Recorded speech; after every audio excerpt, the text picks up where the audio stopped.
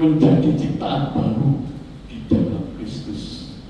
Apa itu menjadi ciptaan baru dalam Kristus? Mari kita akan bersama-sama pelajari bagaimana yang disebut dengan menjadi ciptaan yang baru. Di dalam kitab 2 Korintus pasal yang ke-5 ayat 17 firman Allah berbunyi demikian. Jadi siapa yang ada di dalam Kristus, ia adalah ciptaan yang baru. Yang lama sudah berlalu, sesungguhnya yang baru sudah datang. Rasul Paulus di dalam 2 Korintus pasal 5 ayat 17 itu menyatakan bahwasanya setiap orang yang ada di dalam Kristus adalah ciptaan baru. Hal ini bukan hanya perubahan perilaku dari seseorang tersebut, tetapi satu hal yang penting kita tahu bahwa menjadi ciptaan baru itu merupakan satu perubahan transformasi rohani dan identitas yang baru. Kalau kita bicara tentang transformasi rohani, transformasi itu ada dua hal. Yang pertama, transformasi internal itu dalam hati kita diubahkan oleh kuasa Roh Kudus, dan yang kedua, transformasi eksternal itu perbuatan hati kita. Transformasi internal itu terdapat di dalam hati kita akan mengalami perubahan. Yang kedua, pikiran kita mengalami juga perubahan, bukan seperti pikiran-pikiran duniawi, tapi seperti Kristus. Dan yang ketiga, dan di dalam jiwa kita, jiwa kita yang arogan akan menjadi jiwa yang menyembah kepada Tuhan. Transformasi yang kedua adalah transformasi eksternal. Transformasi eksternal itu adalah mempengaruhi perbuatan-perbuatan daging, contohnya pencabulan. Itu termasuk transformasi internal. Pencabulan, miras, minuman keras, kemudian merokok dan sebagainya. Merokok ini seringkali menjadi kendala. Saya pernah berkata kepada teman saya, lebih baik jangan merokok karena akan mengotori tubuhmu. Seorang perokok berkata, coba carikan ayat mana di akhir orang berbunyi dilarang merokok. Saya katakan dalam kitab Baju sampai hari tidak ada tulisan dilarang merokok. Yang ada tulisan dilarang merokok itu ada di bensin. Jadi tapi di dalam Alkitab itu secara disebutkan secara implisit. Tapi di situ dikatakan bahwa tubuhmu adalah bait Roh Kudus. 1 Korintus 19 tidak tahukah kamu bahwa tubuhmu adalah bait Roh Kudus. Bait Roh Kudus itu jangan sampai dicemari. Boleh dikatakan seseorang itu di gereja punya mata Roh, haleluya, kuasa Roh Kudus masuk. Tapi ketika di luar Roh Kudus yang masuk, lain seperti Tuhan. Oleh karena itu perlu kita menjadi orang yang lahir baru di dalam Tuhan. Belum keluar. Oke, lanjut ya. Bagaimana tindakan untuk memperoleh hidup baru di dalam Kristus? Kemudian kalimat pertanyaannya, tindakan-tindakan apa untuk memperoleh hidup baru di dalam Kristus menurut 2 Korintus pasal 5 ayat 17. Di sini yang pertama itu saya mengenai bahwa untuk menjadi orang baru itu meninggalkan hidup yang lama. Hidup yang lama bukan ditinggalkan, tapi dimatikan. Kenapa harus dimatikan? Karena ia adalah ciptaan yang baru, yang lama sudah berlalu. Hidup dimatikan. Hidup lama itu bagaimana? Hidup lama itu orang yang masih hidup di dalam dosa, masih bergumul dengan dosa. Hidup lama hidup yang dipenuhi dengan kelemahan, mudah dipengaruhi. Hidup lama adalah hidup yang selalu dipenuhi dengan keinginan-keinginan duniawi atau daging. Keinginan duniawi seringkali melekat dalam kehidupan orang percaya sekalipun sudah yang baru. Kalau jadi jangan benar-benar terpengaruh dengan keinginan daging. Apa sih keinginan daging itu? Biasanya ke mall, kesukaannya adalah ke mall. Tapi setelah hidup baru yang dikerjakan oleh transformasi rohani itu, yang kesukaannya ialah Taurat Tuhan, dibaliknya Tuhan. Nah ini sudah berdikasi Tuhan. Meninggalkan hidup lama itu gak gampang, saudara. Karena sekali hidup lama itu masih datang ketika hidup kita itu mengalami keberkatan yang manis diberkati Tuhan. Ke gereja masih ada waktu minggu depan, ya kan? Lebih baik sekarang, lebih dulu. Minggu depan masuk ke gereja, tapi sebenarnya kita dipanggil oleh Tuhan, apa yang terjadi saudara? Ya, nah ini harus kita hidup lama kenapa harus dimatikan, harus ditinggalkan? Karena kalau hidup lama itu masih ada dalam tubuh kita, maka kita tidak akan menjadi hidup yang baru. Berarti yang lama itu masih ada. Mempengaruhi saudaraku. Dan dikasih Tuhan. Saya ambil contoh bukan melalui ilustrasi, tapi contoh kita tuh ada dan sangat baik sekali. Saulus menjadi Paulus. Ketika Saulus sebelum bertemu dengan Yesus, dia adalah orang yang bengis, orang yang jahat, orang yang kejam. Dia selalu mengejar-ngejar orang-orang pengikut jalan Tuhan. Ketika jemaat mula-mula itu disebut sebagai orang pengikut jalan Tuhan. Pengikut jalan Tuhan.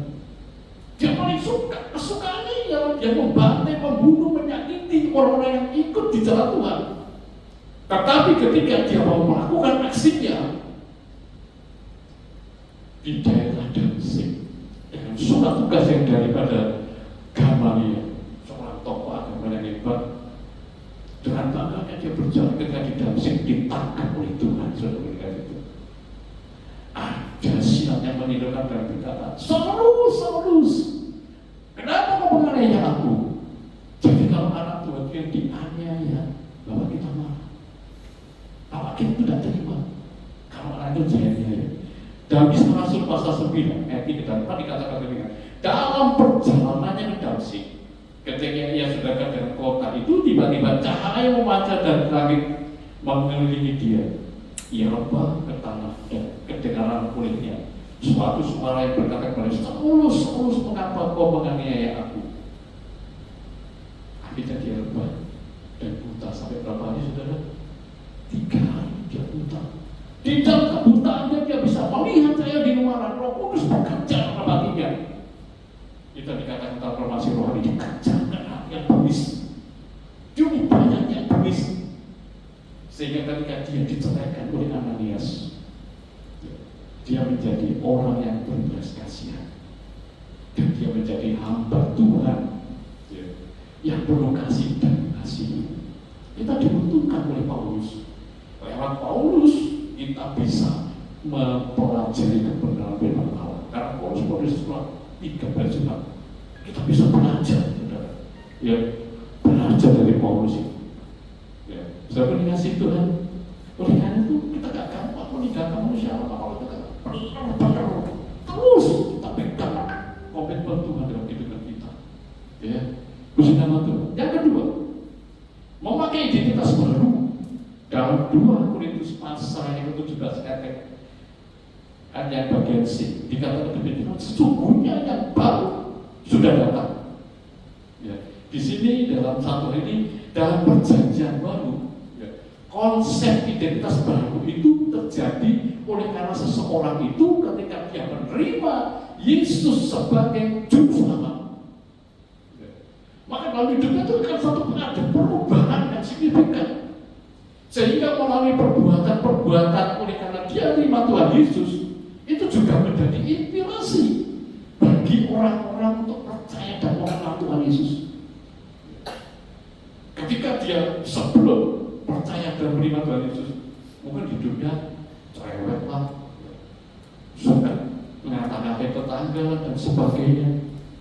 Bapak-bapaknya juga itu suka cerewet lah, pasal pakai dan sebagainya. Ibu-ibunya apalagi. Tetapi saat diubahkan, terima Tuhan Yesus, menjadi hidup yang baru. Dia bukan lagi sebagai orang dunia, tetapi orang yang penuh dengan kebenaran dalam hidupnya. Ini sudah berkasih Tuhan. Identitas baru itu kalau dia itu menerima Tuhan Yesus, identitasnya bukan anak dunia, tapi menjadi anak Allah. Yohanes 1:20 dikatakan, barang siapa yang menerimanya diberikan kuasa sebagai anak Allah, punya kuasa. Yang dulu tidak punya kuasa, ternyata sudah punya kuasa. Itu sudah dikasih Tuhan ya. Saya ambil contoh satu tokoh yang sangat dibenci oleh bangsa Israel ketika belum diubahkan oleh Tuhan. Kalian di sini siapa saudara? Sakius. Ada pujian suaraku dikatakan Sakius, orang pendek, kecil pengertian, memanjat pohon ara, hendak melihat siapa? Yesus. Dia berusaha. Yesus itu orang yang kayak apa? Tokoh yang bagaimana sehingga dikagumi oleh banyak orang. Dia melihat. Yesus melihat Sakius, dia berkata, Sakius turunlah, aku mau datang ke rumahku. Sungguh luar biasa ya. Sampai terus diterima orang Farisi untuk datang. Iya, rapimu itu kumpul dengan orang berdosa. Sakius dulu adalah seorang pengunjung yang curang. Dia selalu melipat gandakan tarikan pajak dari Kaisar Roma itu berkali lipat, saudara. Dia orang yang curang. Karena kecurangannya itu maka dia dibenci oleh bangsa Israel. Dan ketika dia bertemu dengan Tuhan Yesus, dalam Lukas 19 ayat 8 dikatakan demikian, tetapi Sakius berdiri dan berkata kepada Tuhan. Ketika itu Tuhan Yesus ada di rumah Sakius, dia berkata, Tuhan, setengah dari milikku akan kuberikan kepada orang miskin. Luar biasa itu, separuh dari kekayaan itu dibagikan kepada orang miskin. Dan sekiranya ada sesuatu yang kuperas seseorang, ya, akan kukembalikan berapa kan saudara? 4 kali lipat. Luar biasa. Ada satu perempuan ketika orang itu bertemu dengan Yesus, hidup lamanya diubah menjadi hidup baru. Ya. Melalui Sakius itu banyak orang yang berkata, wow, hebat orang ini. Awalnya jadi pengomong curang, tapi dia berbalik menjadi orang yang dermawan. Separuh dengan aku kuberikan untuk orang miskin dan orang yang kuperas, ya, kuberi kembalikan 4 kali lipat. Orang yang seperti ini loh, yang seringkali menjadi inspirasi banyak orang untuk kepingin kenal Tuhan dan percaya kepada Tuhan Yesus. Ya, ada berkati Tuhan. Itu yang dikatakan dari doa menjadi baru. Makanya Bapak berkata, jadi siapa yang ada di dalam Kristus, ia adalah ciptaan baru. Kalau siapa yang dalam Kristus masih memakai ciptaan lama itu something, saudara. Kenapa itu masih terjadi? Hidupnya tidak benar-benar dari Tuhan. Tapi kalau Tuhan pasti diubahkan menjadi orang yang benar di hadapan Tuhan. Satu ilustrasi yang akan disampaikan, seorang tukang kayu, tapi ingin membuat garapan meja yang cantik, yang menawan sehingga orang untuk melihat itu kepingin memiliki. Tapi tukang kayu tidak membuat dari kayu-kayu yang sudah busuk dibersihkan, tapi membuatnya dari kayu-kayu yang baru, yang lalu dibuat kayu yang baru. Karena dia ingin membuat satu garapan yang indah, yang bagus, yang menawan bagi semua orang, sehingga orang itu terbilang, wah, memiliki meja itu, berapa harganya dibayar. Demikian pula dengan Tuhan Yesus. Tuhan Yesus itu tidak mendandani hidup yang lama, dibuang, diganti oleh hidup yang baru di dalam Tuhan.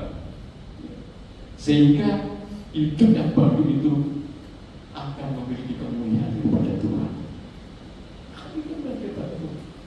Dan hidupnya kalau terus diperbarui akan menjadi orang yang berkenan di hadapan Tuhan. Puji Tuhan. Sebagai penutup, ya.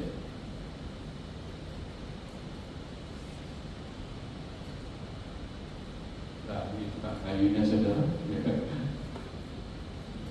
Sebagai penutup, diperbarui di dalam Kristus, bukan hanya sekedar perubahan perilaku, tetapi perubahan identitas dan kehidupan yang baru. Dan yang kedua dikatakan demikian, kita harus meninggalkan hidup lama, mengenakan hidup yang baru, dan terus hidup dalam pembaruan yang terus menerus tiada hentinya. Bukan pembaruan karena sekali terus diperbarui sampai hidup kita berkenan di hadapan Tuhan. Puji Tuhan.